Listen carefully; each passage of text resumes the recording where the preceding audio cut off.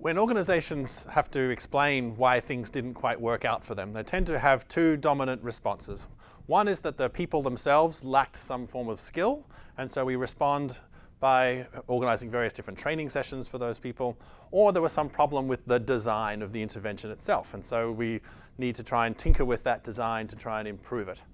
But in the work that we're doing, we really try to step back a little and put this in a broader context and recognize that people work for organizations and that organizations themselves are embedded within a larger organization. So if you work for a small NGO, for example, you work for that as an employee of that particular organization, but that organization is part of a broader system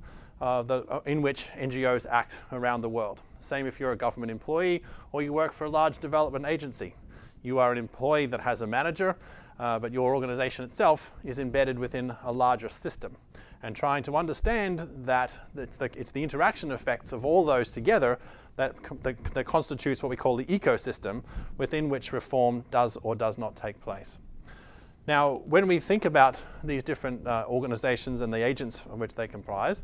what we are very interested in looking at is the extent to which those systems are open to innovation or whether they require people largely to adhere to the script, and that a good employee is one ultimately who just does what the rules of that organization require.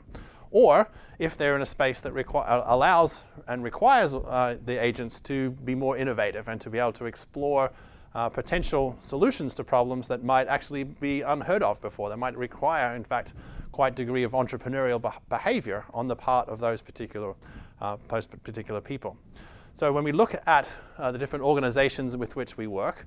rather than seeing the problems that manifest themselves as being problems that are a function of low skills or a function of poor design, which they may be, largely what we're concerned about is trying to do a diagnostic on the extent to which the individuals and the organizations of which they are a part are open to and amenable to